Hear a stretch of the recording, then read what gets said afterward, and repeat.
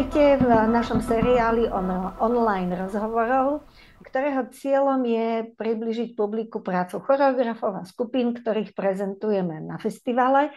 A s takým zámerom priblížiť vám idei, tvorivé procesy a kontext toho, ako tie diela vznikali. A dnes sa budem rozprávať s Líviou Balážovou o jej novom projekte Camille. A Lívia je absolventkou konzervatória Jana Levoslava Belu a v Banskej Bystrici a Salzburskej Seed Academy a je to úspešná interpretka, performerka, pôsobí doma i v zahraničí a v posledných rokoch sa popri tom všetkom venuje aj choreografii, ale aj tomu, že zdieľa svoje skúsenosti s nastupujúcou generáciou. Takže Lívia, vitaj. Ďakujem veľmi krásne. Až som sa spotila, keď si rozprával. Tak, však treba. Dobre, tak na začiatok sa vráťme od tých niekoľko rokov späť k tvojmu pôsobeniu v zahraničí, lebo si myslím, že bolo pre tvoju kariéru dosť určujúce, teda konkrétne pôsobenie v skupine Ultima West, kde si okrem svojho životného partnera určite našla aj veľmi veľa skúseností, veľa ti to určite dalo, nielen to pôsobenie v tej skupine, ale aj to, že si mohla veľa cestovať po svete a zažiť rôzne kultúry. Takže v čom ťa všetko toto obohatilo nejakým spôsobom a či cítiš aj stopy týchto skúseností vo svojej choreografickej a pedagogickej práci, že Áno, áno, ako? Áno, určite áno. Ja beriem vlastne tým, že ja som tak trošku zdúchla z konzervatória, lebo som vlastne zmaturovala, ale už som potom nerobila pedagogické minimum. Na síde som bola rok a na partii rok a pol. Takže ja v podstate nemám ako keby to štúdium ukončené s nejakým diplomom. A medzi Parcom a Ultimou som bola rok vo Francúzsku, tam som spolupracovala s Frankom Micheletým, to bola taká medzizastávka, lebo som už vlastne vedela, že nastupujem o rok do Ultimy. A v Ultime som bola 5 rokov, čiže ja beriem Ultimu ako taká moja vysoká škola. Točná. Bolo to vlastne s jedným predstavením, ktoré What the Body Does Not Remember je predstavenie, ktoré sme sa na novo učili, čiže je to ako keby také prelomové prvé predstavenie, bol to revival po 25 rokoch. A videli sme ho v Bratislave, tí, čo sa pamätajú? 20 členná rodina prišla. Takže to bolo predstavenie, ktoré sme sa ako keby učili od niekoho a potom som mala vlastne tvorbu, čo sa veľmi teším, že som vlastne zažila aj ten tvorivý proces niečoho úplne nového a to sme tiež boli v Bratislave, Speak Love If You Speak Love. No a boli to dva veľmi rôzne projekty. V Vodobody na Eduardo Torocha, ktorý bol vlastne rehearsal director, on to vlastne s nami všetko naštudoval, bol počas celého procesu s nami, aj turného, ktoré bolo 3 roky, tak on nám veľa hovoril, že netancujeme, toto není tanečné predstavenie. Čiže tam bolo veľa, tým, že je to všetko postavené na akcii, reakcii a vlastne na hrách a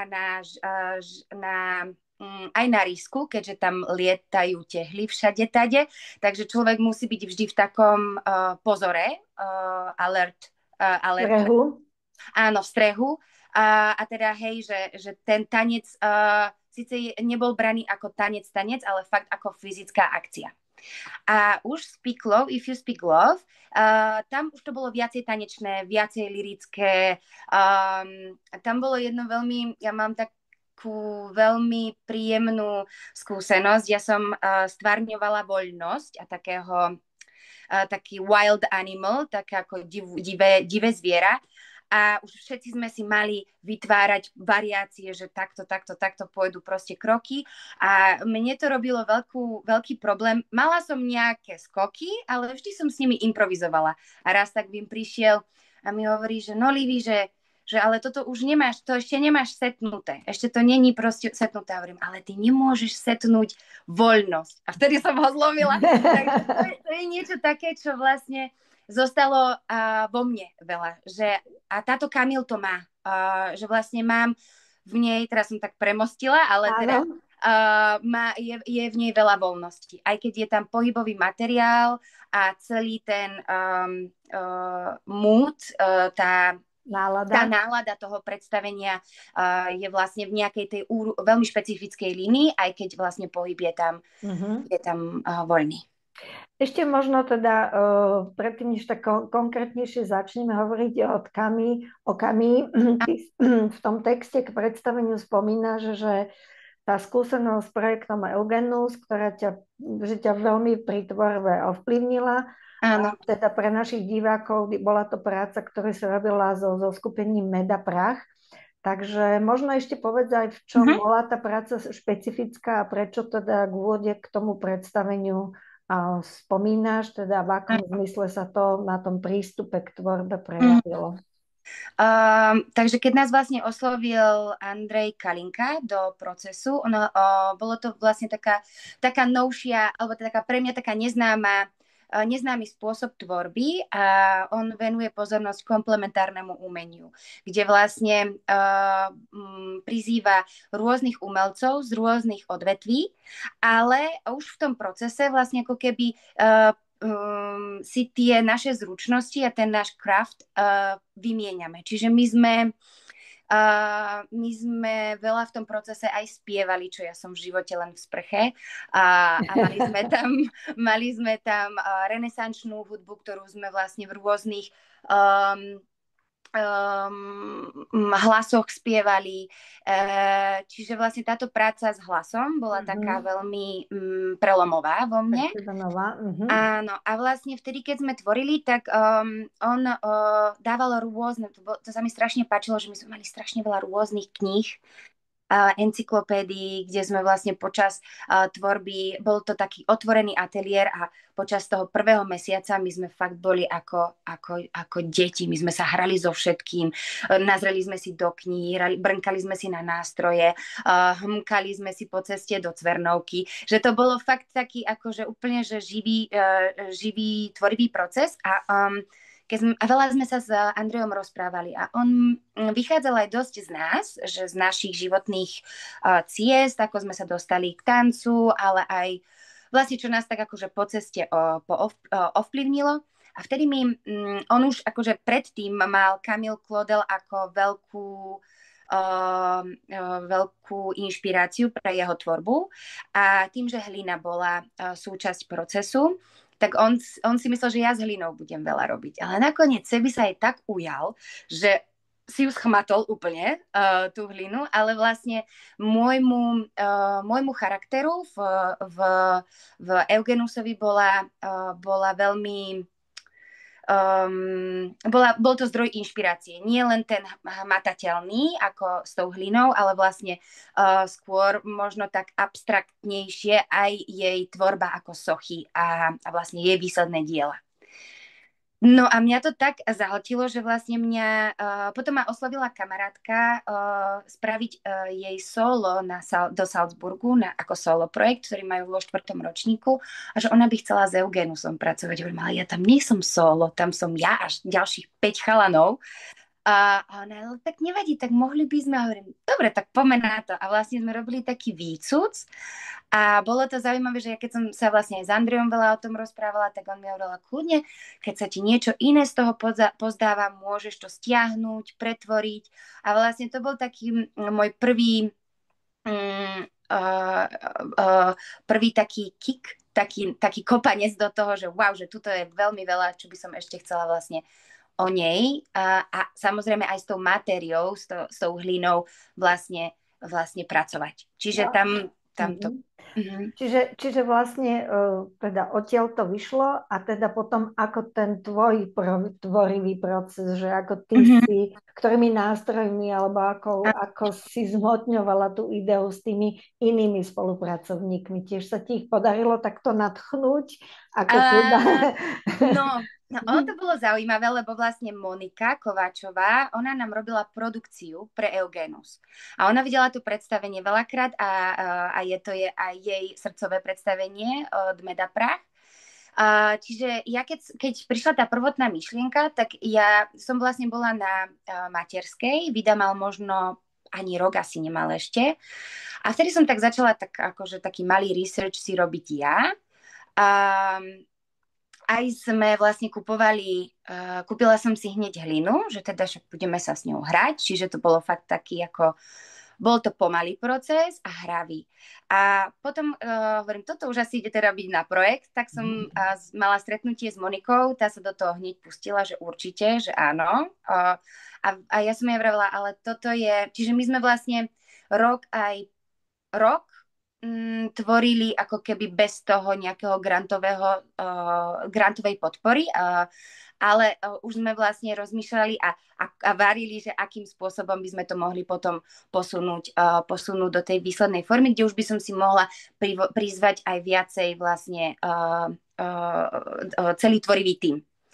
No a čiže som mala rôzne rezidencie a prvý taký štart bol v Stredoslovenskej galérii, keď som Vidu zobrala s kamarátkou na výstavu a vtedy som si povedala, wow, že tu Kamil, tam musí byť určite v galérii. Je to miesto, kde sa jej v múzeách a v galériách vlastne jej diela vystavujú, čiže vlastne ma to viacej ťahlo do takéhoto priestoru. A čiže všetko tak prišlo ako keby postupne počas toho roka pol, skoro 2 tej prípravy a tým, že vlastne som mala ten štart, tak som potrebovala podlahu a hneď som volala Andrejovi. Andrej, že my máme ten baletizol ešte z Eugenusu. Jasné, zober si. Tak Juri mi ho doniesol. A Juri, začínaš robiť na tomto? Juri, nechceš mi pomôcť? A už to bolo tak, že vlastne a hudbu vlastne Juri spolupracoval s Juraj Poliak spolupracoval s Matejom Slobodom v jednom projekte v Bátovciach. A hovorím, že spolupracujem s to veľmi zaujímavým hudobníkom, ktorý je nadchnutý a rád by robil viacej do predstavení. Tak sme si ho prizvali a bol to úplne fantastické. Áno, čiže to je vždy najlepšie, keď sa tie veci takto úplne samé ako keby poskladajú. A teda, vlastne v priebehu v priebehu dlhého času, že to nebolo, že máme na to 3 mesiace, musí to byť, ale vlastne postupne sa to vlastne počas tých rokov tvorí. A ktoré tie aspekty teda z jej života, z tej tvorby boli pre teba také najdôležitejšie, že, alebo čo si chcela ukázať vlastne divákom cez ten jej život a cez ten príbeh? Možno sú tam také asi je viacej, ale sú také ako keby 2 línie a tá prvotná línia je vlastne jej diela ako také, že vlastne pracovala na veľkých monumentoch a ona bola útla žienka. Čiže vlastne strašne obdivujem vlastne tú sílu, ale aj zároveň tú jemnosť a krehkosť a vytrvalosť ženskej ruky, ktorá pracuje s masou. Marble je mramor odliatkami, že vlastne ako keby tá ženská sila toho pracovania s tou matériou veľkou. A ďalšia, možno, že je zase tiež ten ako keby tá životná tragédia, ktorou si ona prešla, že vlastne bola veľmi nadaná, ale v tom roku, na tom prelome 19. a 20. storočia to vlastne ženy mali veľmi ťažké ako umelkyne niekde už len študovať. Čiže akým spôsobom sa tam ona dostala a akým spôsobom ona vlastne aj vytvorila tú prvú ženskú dielňu, kde ju vlastne oslovil August Rodin, kde sa dostala, kvázi sa veľa naučila, veľa vytvorili, ale vlastne dostala sa do tieňa, akurát sa mi tu stienilo. Dostala sa do tieňa známeho mužského umelca, ale vlastne veľa vecí vytvorila ona, alebo teda v spolupráci s ním tiež. A teda aj ten research, ten výskum toho, že koľko veľa žien nie len v tom sochárstva ako ona, ale teda aj v spisovateľky rôzne speváčky, že vlastne, alebo aj rôzne ženy, ktoré boli viacej progresívne, boli udupané alebo teda uzavreté do mentálnych ústavov, kde nemohli viacej či už tvoriť alebo rozvíjať schopnosti, ktoré mali. Čiže toto sú také dve línie. Aj jej tragický život, ale teda hlavne aj jej práca. A tá lebo sila, veľa sa ktorú mala. Hej. Áno, tú silu a tú precíznosť. A pre mňa bol veľká výzva, veľký challenge v tom, že ja som síce taká svalnatá, aj celkovo, ale aj ľúbim byť, ja mám takú energiu, takú výbušnú. A ona má veľa nehy v jej sochách. Čiže pre mňa toto bolo tá kvalita, ktorá ma volala taká ma bábila. Hej, a zároveň bola asi určitou výzvou. Hej. Áno. A spomínaš tam tie slova Louisa Bourgeois vytvoriť, zničiť, prerobiť. Áno. A teda prejavil sa tento cyklický proces aj pri tvorbe tej performancie, teda tvojej, lebo však ten proces bol dlhý. Zažila si také momenty, kedy si mala pocit, že niečo som urobila, ale že celé je to zlé a treba to zahodiť a potom si to urobila znovu? Áno, mala som taký moment. A hej, bolo ich a bol jeden taký veľmi zaujímavý, lebo ja som vlastne vytvorila ako keby takú dejovú líniu, že tuto sa bude diať toto. A to bol taký prvý nástrel v tej Stredoslovenskej galérii. A potom, ako som vlastne tvorila na rôznych veciach, že toto vlastne nebude ten postup, aký to má byť. A ja som tak išla proti nemu, že hovorím, toto nemôže byť ten postup. Nemôže, až v jednom momente prišla neskutočná frustrácia a potom som si povedala, dobre, idem sa sústrediť na niečo iné. A potom som to prijala. Hovorím, prečo nemôže byť? Veď to dáva úplne zmysel. Čiže vlastne som neverila tomu, že som mohla trafiť pre mňa takú vlastne líniu hneď zo začiatku a chcela som ju proste zničiť, ale nakoniec zostala. Druhá vec bola, že som mala tesne pred premiérou, vlastne mám takú pečiatku, ktorá pečiatkuje QR kód z Camille a idea bola, že ten papier, na ktorom vlastne sa deje tá performácia, že na ten papier budem robiť tú pečiatku, lenže on je z jednej strany je hladký a z druhej strany je vlnkavý a tá pečiatka nechytá. No a to bolo, tam som hodinu pečiatkovala ako blázon, až v jednom momente som už povedala, že dobre, tak dosť. A prišla Monika, zachránila ma, povedala, pozri sa, tento hárok funguje lepšie. Ale to nebude recyklovateľné. A ona, musíme sa niektoré veci musíme odpustiť. Takže toto boli tam rôzne momenty, kedy áno, sa zmenili na niečo iné. Takže aký je hlavný odkaz Camille pre divákov, pre teba? Hlavný odkaz Camille pre divákov je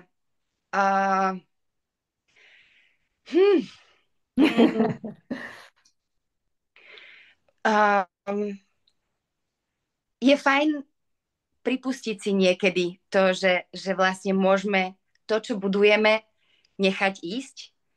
A keď je tam ten nádych a výdych, lebo je to celkovo aj taký workout, kedy sa to odpípe, alebo kedy si to odpípeme my, prijať tú chvíľu a znovu sa vieme ako keby vyskladať. A ako náhle príde ďalší crash, vieme vyskladať sa možno ešte lepšie a možno horšie, takže sa znovu zrútime a znovu sa môžeme vyskladať. Čiže prijať tú recykláciu života. No to je krásne. Takže ja verím, že náš rozhovor bol dostatočným impulzom pre divákov, aby sa teda zamysleli nad podstatou umeleckej tvorby, že je to niečo, čomu tí umelci žijú a je neoddeliteľnou súčasťou ich života a že tak prekážky, ako aj tie nepriaznivé okolnosti, ktoré na tej ceste majú, ich len tak nezlomia a že to bolo tak v minulosti a že je to tak aj dnes. Myslím si, že to je veľmi dôležitý odkaz, lebo stále treba bojovať. Nikdy nie sme za tou hranou a vieme, že dneska je situácia ťažká, takže o to viac musíme mať tej viery, pokory a keď to nejde správa, musí to ísť zľava. Tak, a ide to tímovo. Hej, a tým je najdôležitejší, presne. Ďakujem, Livia, a teda veľmi pekne sa teším do Galérie Medbalka a verím, že tam bude aj veľa divákov spolu s nami si užívať tvoj krásny výkon a uchopiť a odniesie si z tohto diela to, čo každý potrebuje. Každý človek, ako si presne povedala, v každej situácii vždy nám je treba niečo trošku iné. Takže ďakujem krásne za rozhovor a vidíme sa. Ďakujem krásne.